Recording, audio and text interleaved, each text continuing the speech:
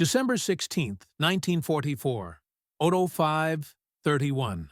Monchaux, on the ragged edge of the German-Belgian border. The world held its breath in a cold, gray hush. Colonel Oscar Alfred Axelson of the U.S. 46th Artillery Group stood alone among stacked crates, the wood smelling faintly of oil and paper, the pre-dawn sky a strip of bruised blue. Through his field glasses, he watched a storm of black figures and lanterns moving across the ridge lines. German formations slipping into positions, assembling into the kind of mass that announces something larger than a local raid. Orders from the highest Allied staff forbade a certain kind of ammunition over land. That prohibition sat on his desk like a paperweight against necessity. His hands hovered over the stenciled markings. T-98. VT. Variable time. Proximity fuses. Sir, German artillery preparation has commenced, his operations officer reported, voice small in the dark. The 38th requests immediate fire support.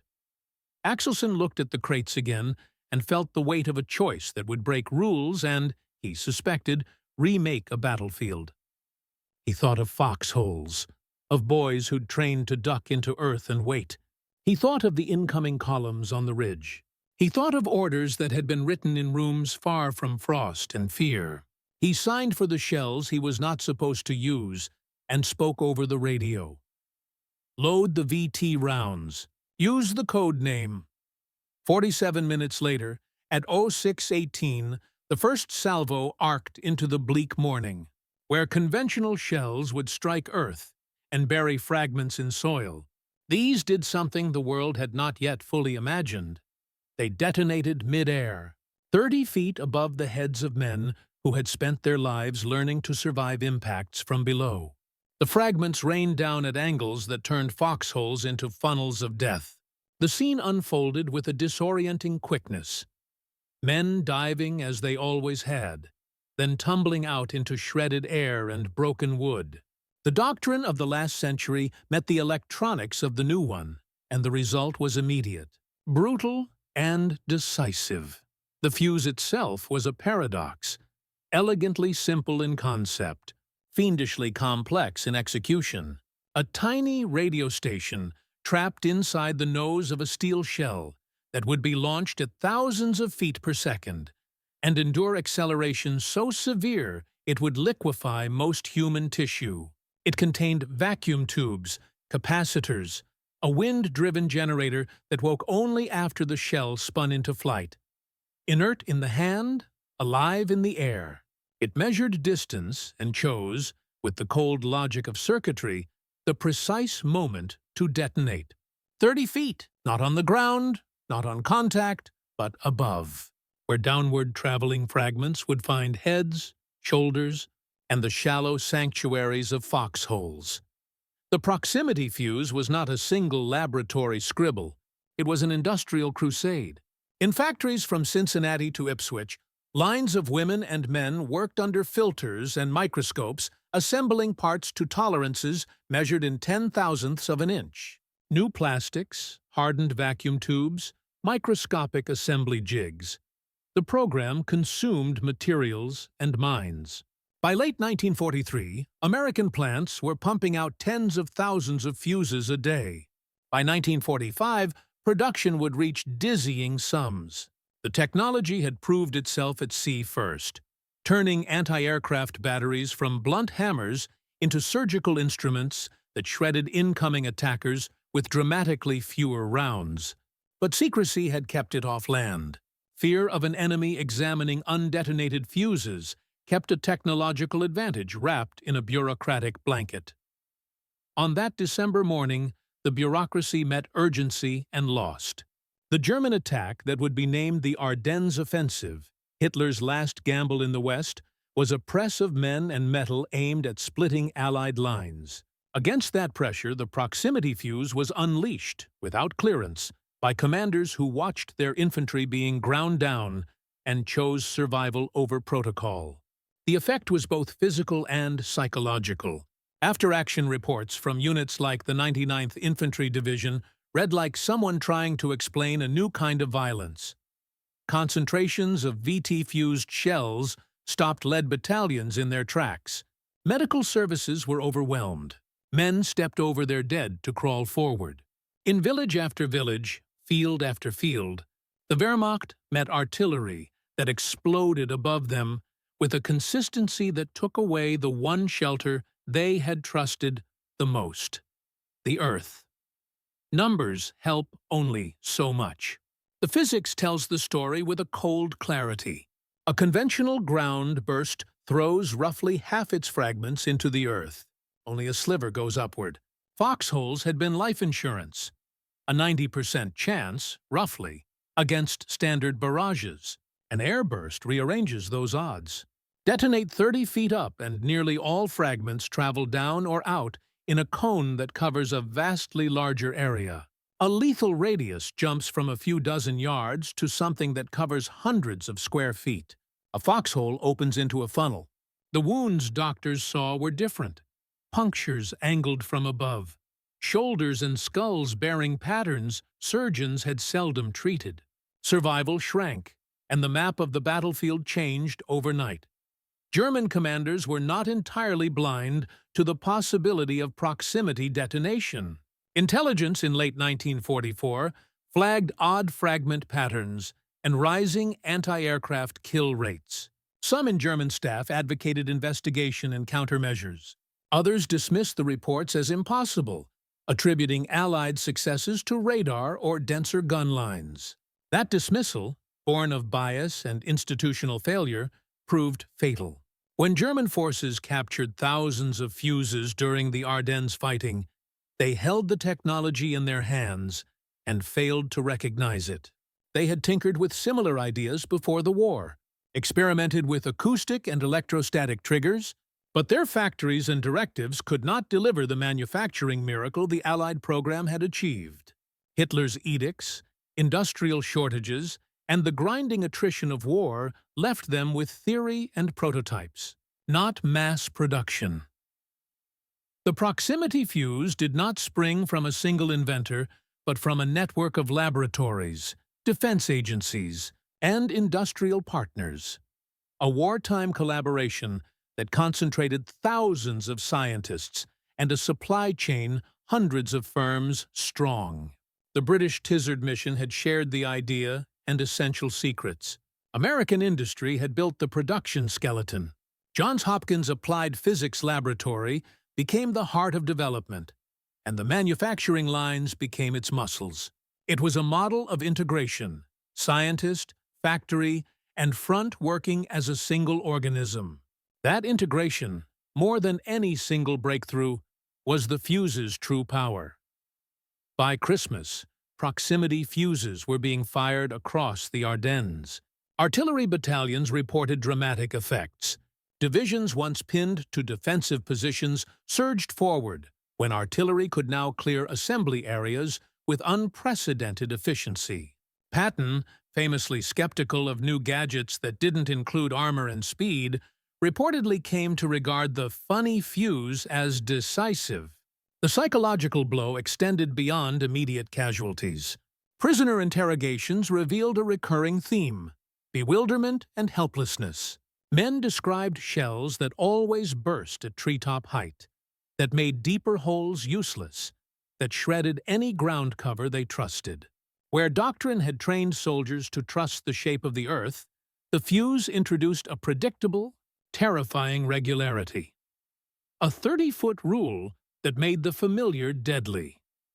The environment multiplied the effect. Forest canopies, once protective, became amplifiers. A fuse detonating over trees created a deadly rain of metal and splinters. A storm neither earth nor wood could stop. In dense woods, defenders who had believed invisibility and cover would save them found themselves exposed to a new kind of overhead carnage.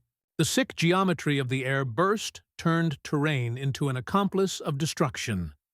The story of the proximity fuse is also the story of mobilization.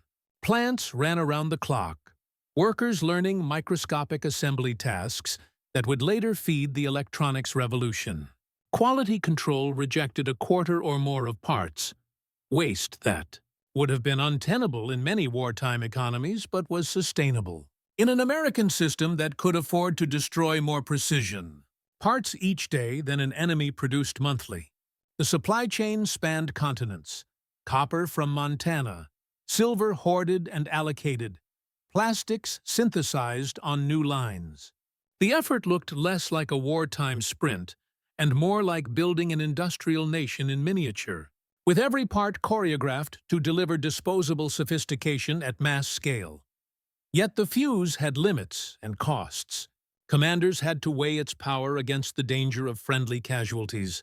Proximity fuses required careful tactical employment when friendly troops were near. There were concerns about the moral calculus of more efficient killing, questions veterans would return to in letters and recollections. The technology shortened the war and saved American lives by neutralizing entrenched defenses. It was also a device that made killing more certain and impersonal. Men who experienced both the relief of fewer friendly deaths and the horror of massed enemy bodies expressed gratitude and unease with equal force. The moral ambiguity pressed on the conscience of any military that seeks advantage in life and death calculations. After the war, the technical truth underlined the outcome. German industry had known the principles, but not the means. Reverse engineering could not replace the decades of tooling, capital, and manufacturing culture required. The Soviets would spend years before producing anything comparable. The German V-2 and other Wunderwaffen, dazzling on paper, never matched the tactical and strategic utility of a device that could be mass-produced and used across oceans and fronts. The proximity fuse, cheap enough to be treated as ammunition, offered more battlefield returns per dollar and per kilogram than most headline weapons. On the ground, the fuse changed how artillery was used. Preparatory barrages shortened. Precision-timed concentrations supported advances while denying defenders time to recover. Artillery became less an area-clearing hammer and more a surgical, responsive tool. Operational tempo rose. Fronts moved. By early 1945, Allied offensives used proximity fuses in great numbers. German directives, demanding deeper shelters, overhead cover of logs and earth. Dispersion down to 2 men a position. Read like the instructions of a military desperate to build shelters its economy could not supply. The countermeasures were often impractical and usually insufficient. The technical details are almost quaint in their specificity. Wind-driven generators hidden in nose cones, vacuum tubes hardened to survive 20,000 Gs. Clean rooms where women in permissive roles performed tasks that would later define an entire industry. But those details are the scaffold of the larger truth.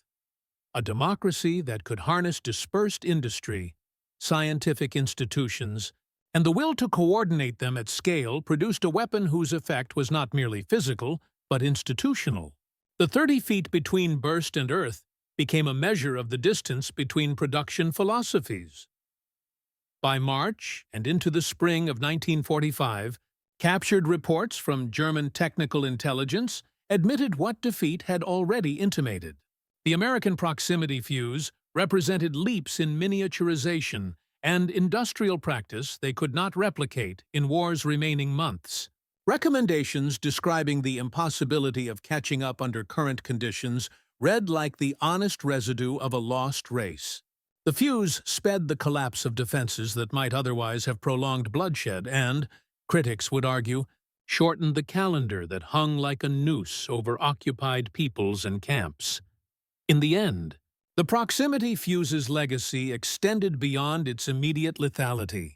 It seeded techniques, precision assembly, clean room standards, quality control regimes that would become part of post-war electronics and eventually the semiconductor age. The women who worked the lines pioneered methods that would be central to peacetime industry. The program became a template. If science and manufacturing could be integrated for war, they could be integrated for peace and prosperity as well. December 16th began as an ordinary, bitter morning of war. It ended as a hinge in military history. Men in Foxholes learned that the ground could no longer guarantee survival. Commanders learned the blunt arithmetic of secrecy and urgency. A forbidden advantage, when unleashed at the right moment, could save a line and shape a campaign. Engineers and factory foremen learned that the scale of production defined the reach of any technology. And history learned that the future of warfare would not be decided solely by tanks or rockets, but by the ability to put intelligence into the smallest of packages and to make those packages by the millions. Colonel Axelson's choice, a single, unauthorized order to load VT rounds, did not place him on a pedestal or absolve the months of policy that had delayed wider use. What it did was reveal a truth about war and innovation. Technology matters, but only where it can be made, moved, and trusted in the hands of men who must use it. In the Ardennes, under cold skies and against a desperate offensive, proximity fuses did what their engineers intended. They redefined protection, remade tactics, and hastened the end of one of history's darkest chapters.